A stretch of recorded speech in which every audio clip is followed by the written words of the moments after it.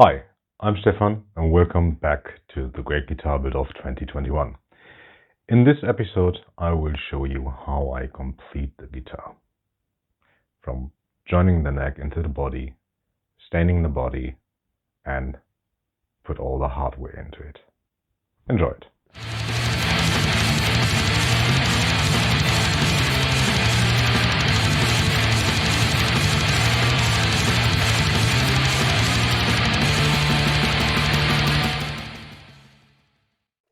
Hi, and welcome back to the Great Guitar Build of episode number 3. Here you can see that I'm preparing the holes for the pickups and route them to the right depth, as well as I will route the cavity, the neck pocket itself.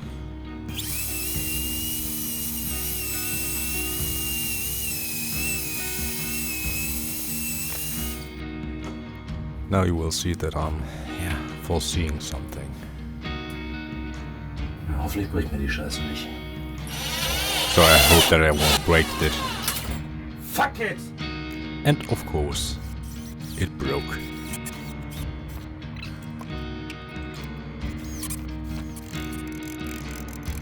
So I decided to remove all the leftovers from it, but also I'll replace it later on with a piece of mahogany, which I had as a leftover, just because I wanted to have enough sides for the neck where I can glue it. So here you can see I'm preparing the cavity for the parts and for the toggle switch. And I have to say it's the first time that a cavity fits this well. I don't have to use any screws or magnets at all, and it still fits, which surprises me, to be honest.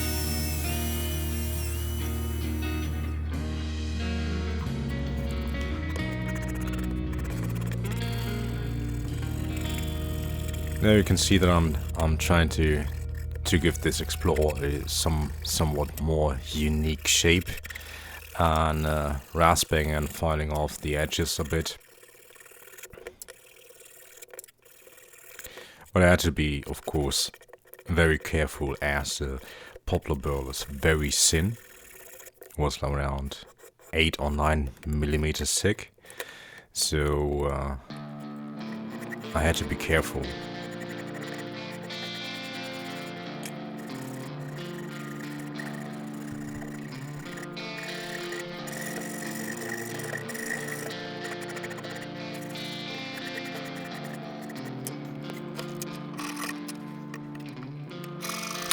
Now I start to carve some parts out of the back to make it just more comfortable when you play, or when you sit and play, actually.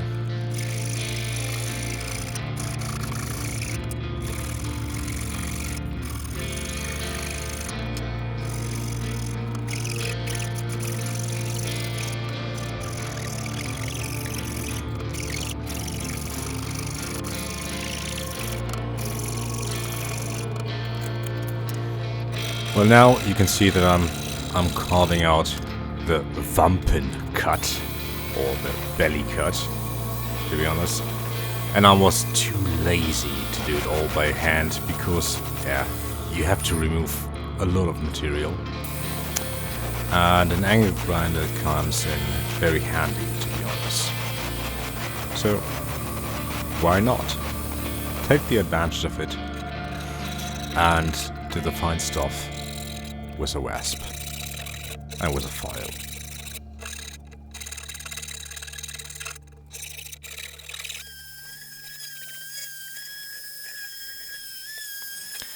Now you can see that I'm preparing the body for the sanding.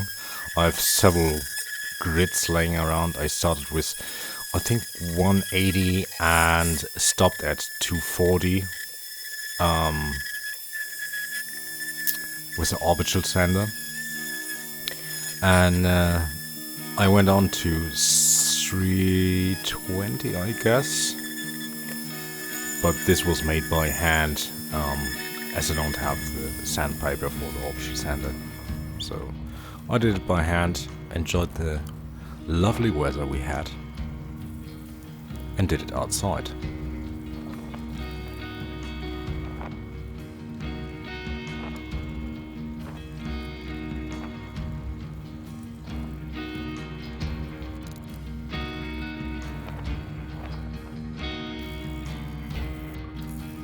Now you can see that I'm trying to fix some leftovers when I glued the neck into the when I glued the neck into the neck pocket, and just to get rid of some leftovers from the glue, and also to make it more to fit to the body.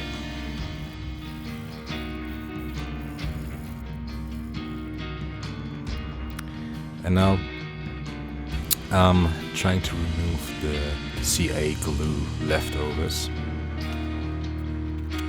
from the headstock logo, which was kind of tedious because there are so many nasty edges and corners, and it was sometimes very hard to get into them, so I had to use a blade to remove the rest of it.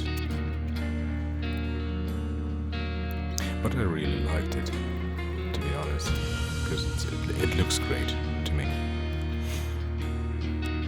And now the lovely part begins, and it is staining. I stained the back completely in black. Most of the time you won't see the back of a guitar, so keep it simple, as well as the neck. So I will stain it black, and therefore use the Guitars and Woods concentrated black, as I wanted to have a deep black finish on it. And on the front side I used the Crimson Guitars water-based stains, or the black stain at least, because it's not as dark because it's not concentrated, but I will send it off anyway. I just wanted to give the Poplar Burl the chance to pop up, actually.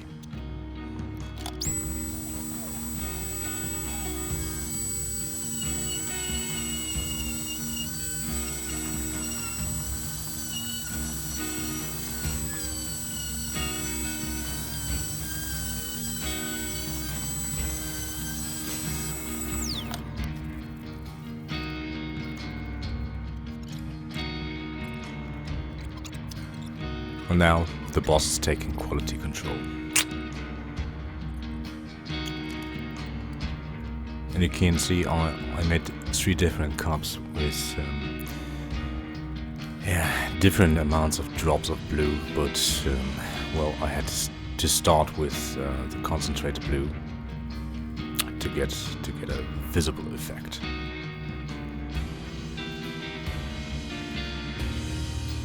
And at this stage I was already like, it already looks good as it is, but I wasn't completely satisfied.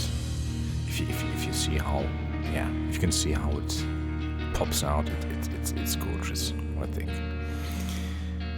Then I just tried to put some amber onto it.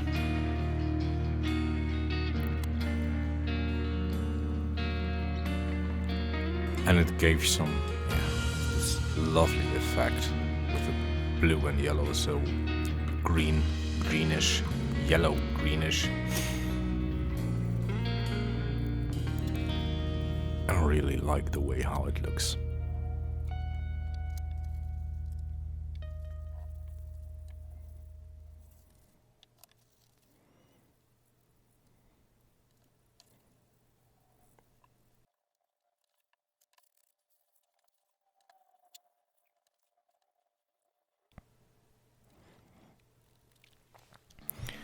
You can see that I'm going to lacquer the guitar.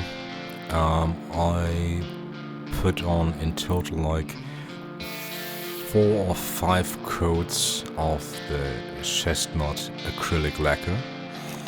And what I like about it is actually that you have several opportunities how you could put it on. So you don't need a spray gun.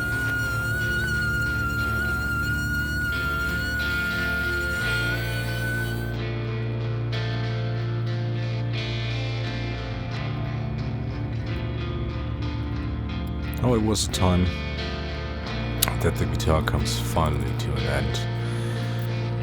And installed all the hardware. The bridge, the machine heads, and later also the pickups. And well, installing the pickups was actually not that bad. Soldering, however, is another story. Don't make things too complicated for yourself. I just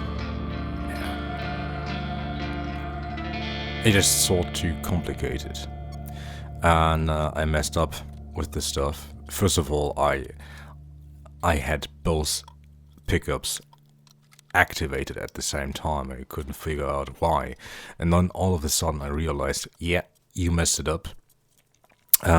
So I had to resolder it, and then I could switch between them,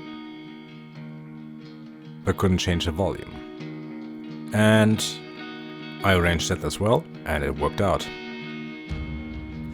So thank you for watching, and I hope you will enjoy the final video that will come up, and where I will test the guitar. Enjoy it.